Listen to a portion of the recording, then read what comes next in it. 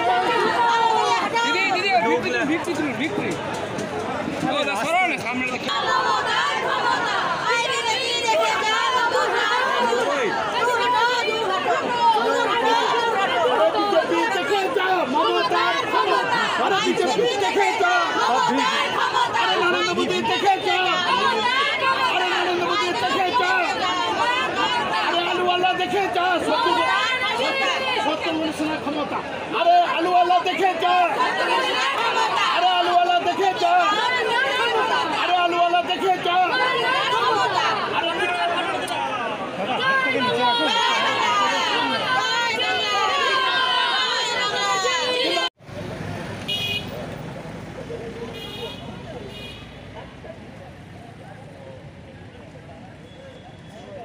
মানে সত্যি একদম ডিরেক্টলি রিফ্লেক্ট করছে হতে পারে বেশি হতে পারে অ্যাকচুয়ালি কি সবটি সেটা প্রভাব করছে লড়াইটা একেবারে শূন্য থেকে শুরু হচ্ছে বিরোধীদের কেন্দ্রীয় বাহিনীর ভয় কতদিন দেখাবো কেন্দ্রীয় বাহিনী ভুলে গেছে সব মার দেंगे ওরা আমি দাদা বেটা জিন্দাবাদ চলার এক দিন নেবার আগে একবার জলে সে চলেছে ওরা দাদাগিরি করেছে দাদাগিরি করে মারপিট কেন্দ্রীয় বাহিনী চলবে না এত সহজে বাংলার মাটি তৃণমূলের ঘাঁটি এত সহজে বিজেপির এই হারমানদেরকে ঢুকতে দেওয়া আসানসোলের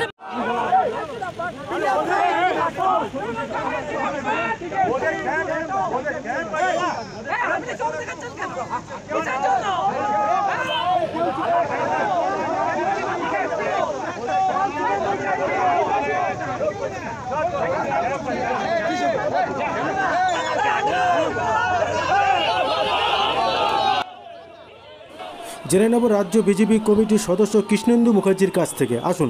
ঢুকে হামলা হামলা করার চেষ্টা করে, তো আমাদের লোকজনরা সরিয়ে দিয়েছে, পুলিশ ছিল সরিয়ে দিয়েছে। অত্যুৎসাহী লোকজন, অত্যুৎসাহী কার্যকর্তা, জিতেছে, জিতুক, সেলিব্রেশন করুক, আলাদা ব্যাপার না। আমাদের এখানে ক্যাম্পের ভিতর ঢোকে হামলা করার কি দরকার? ঠিক আছে, চলে গেছে, আমরা ছিলাম, আমাদের লোকজন ছিল, সব সরিয়ে দেওয়া হবে। ওরা বলছে সিআরপিএফ দিয়ে আপনাদেরকে মারা হলো, সিআরপিএফ থেকে আমাদেরকে মারা হলো। ক্যাম্পের ভিতর ঢুকে হামলা করতে চাইছে, কেউ মারেনি, কেউ কাউকে মারেনি। এখানে কি করতে, আমাদের ক্যাম্পের ভিতর কি করতে এসেছে? ক্যাম্পের ভিতর কি করতে এসেছে? ঢিল ছুটছে, ইট ছুটছে, ফটকা বাড়াচ্ছে, মহিলারা রয়েছে, আমরা ওখানে বসে রয়েছি, ঠিক আছে। বোম ছুড়লো আর তারপরে ঢিল ছুটছে। কোনো অসুবিধা নেই। এটা কি জাস্টিফাই?